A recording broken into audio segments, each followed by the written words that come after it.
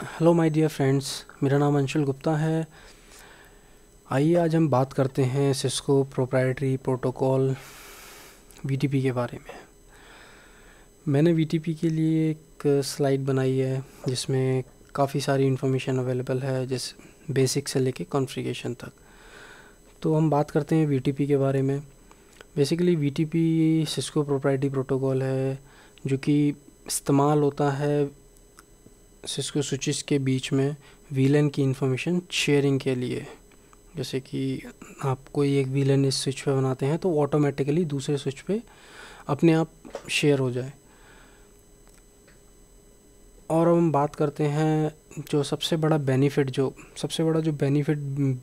VTP का इस्तेमाल करने से होता है, वो होता है एडमिनिस्ट्रेटिव ओवरहेड कम करने का। मतलब कि आपको हर स्विचेस में, सपोज जैसे आपके पास 10 या 15 स्विचेस हैं और आपके पास नंबर ऑफ़ वीलेंस की ज़्यादा हैं, तो आपको ज़रूरत नहीं होगी हर स्विच पे जाकर वीलेंस को कॉन्फ़िगर करने का, अगर आप वीटीपी यूज़ कर रहे हैं।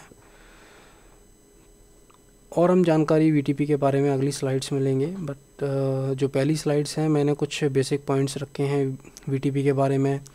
जैसे कि वीटीपी के 3 वर्ज़न अवेलेबल हैं, वीटीपी वर्ज़न 1, 2 एंड 3। 1 एंड 2 काफ़ी पहले से ही यूज़ होते आ रहे हैं। कई स्विचेस सपोर्ट करते हैं, जैसे कि layer 2 switch 2950, 2960, layer 3 switch 3560, 3750 etcetera, काफ़ी स्विचेस।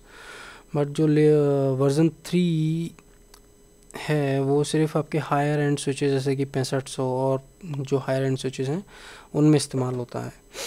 और सबसे मेन बात है कि वीटीपी के अंदर मोड सेलेक्ट करने पड़ते हैं।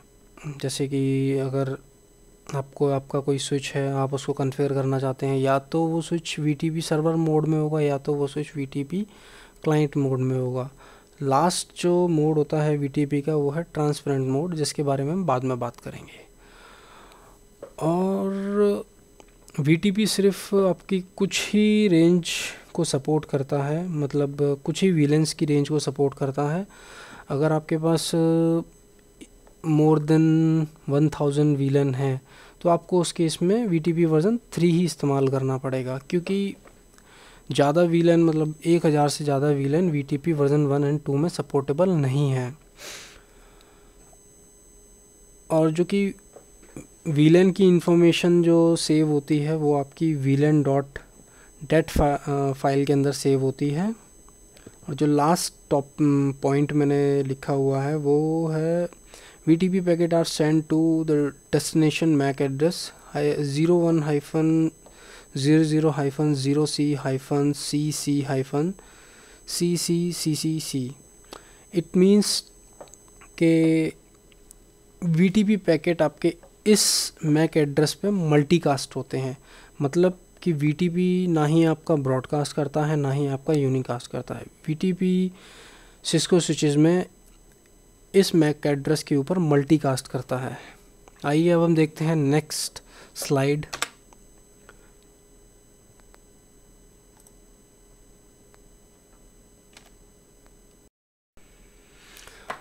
जैसे कि वीटीपी मैनेजमेंट चैलेंज, इसका मतलब है कि वीटीपी का मेन काम क्या है, या आपको वीटीपी कब यूज़ करना चाहिए कब यूज़ नहीं करना चाहिए। जैसे कि अब इस स्लाइड के अंदर मैंने दिखाया है कि 3 स्विचेस इस्तेमाल हो रहे हैं और एक नेटवर्क एडमिनिस्ट्रेटर कंसोल केबल के through switch number S3 configure कर रहा है। जैसे 4 वीलन मैंने यहाँ पर रखे हुए हैं, वीलन 10, 20, वीलन 99 एंड 30। ये थोड़ा आसान है कि ये 4 वीलन 3 अलग अलग स्विचेस में कॉन्फ़िगर किए जाएं। अगर सपोज़ आप मान लीजिए कि यही वीलन की संख्या ज़्यादा और नंबर ऑफ़ स्विचेस ज़्यादा हैं, तो क्या ये पॉसिबल है कि आप उन सारे वीलेंस की इंफॉर्मेशन उन स्विचेस में कॉन्फ़िगर कर पाएँ। जैसे कि अब इस स्लाइड के अंदर आप देख सकते हैं कि कई सारे स्विचेस हैं और वही सेम एग्जिस्टिंग वीलन में यूज़ कर रहा हूँ 10, 20, 99 एंड वीलन 30।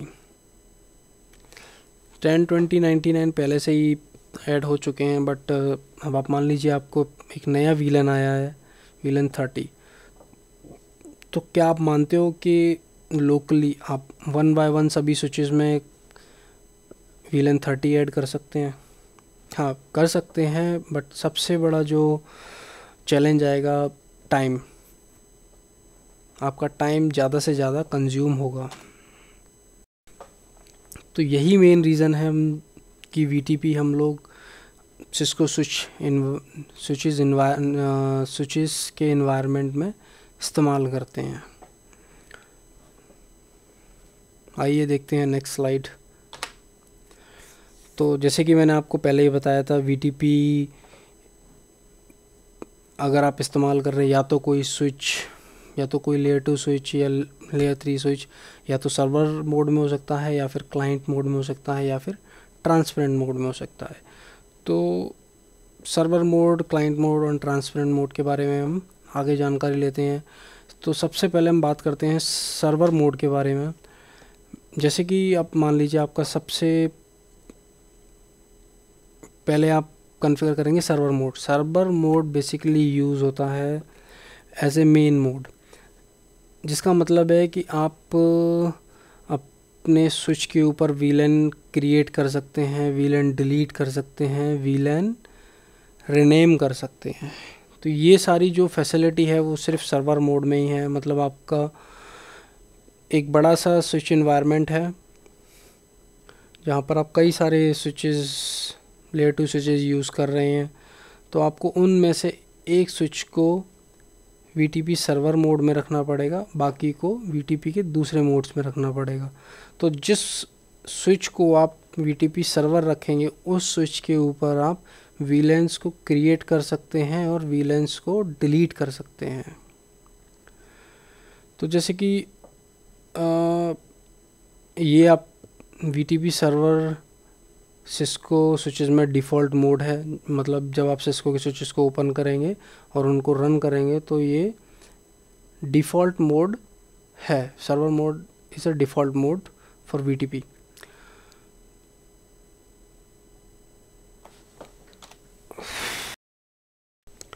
वैसे तो मेन सर्वर मोड के बारे में हम डिस्कस कर ही चुके हैं।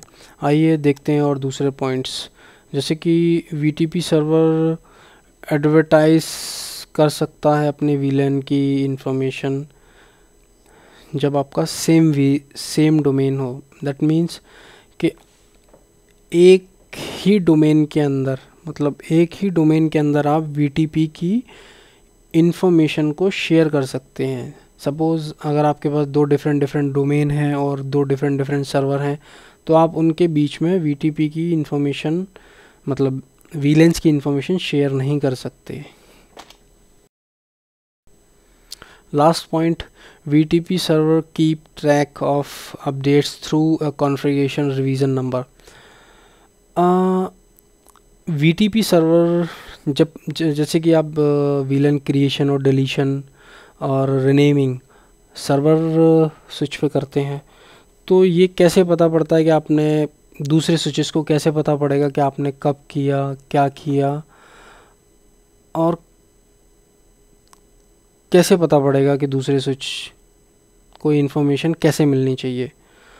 तो वीटीपी के अंदर एक ऑप्शन होता है configuration revision number.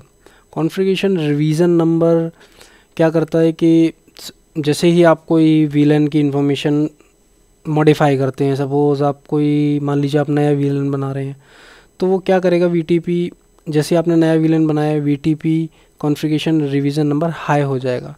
Higher means कोई नई इन्फॉर्मेशन ऐड हुई है। तो जैसे ही वीटीपी को पता पड़ेगा कोई नई इन्फॉर्मेशन ऐड हुई है, वो कॉन्फ़िगरेशन रिवीजन नंबर को हाई कर देगा और वो दूसरे स्विचेस को भेज देगा। आइए देखते हैं नेक्स्ट स्लाइड में हम बात करते हैं वीटीपी क्लाइंट मोड के बारे में। क्लाइंट मोड मतलब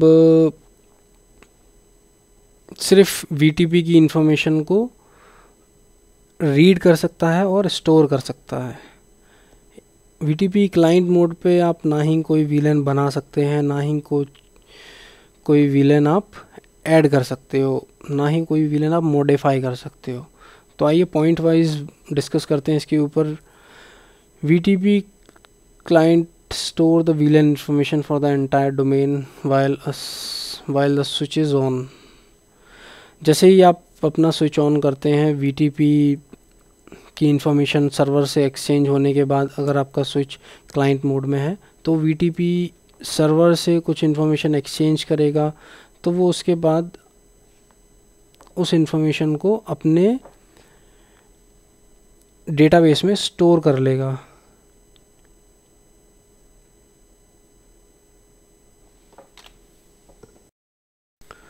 और जैसे कि आपको अगर VTP क्लाइंट मोड इनेबल करना है तो आपको स्विच पे जाकर क्लाइंट मोड इनेबल करना पड़ेगा।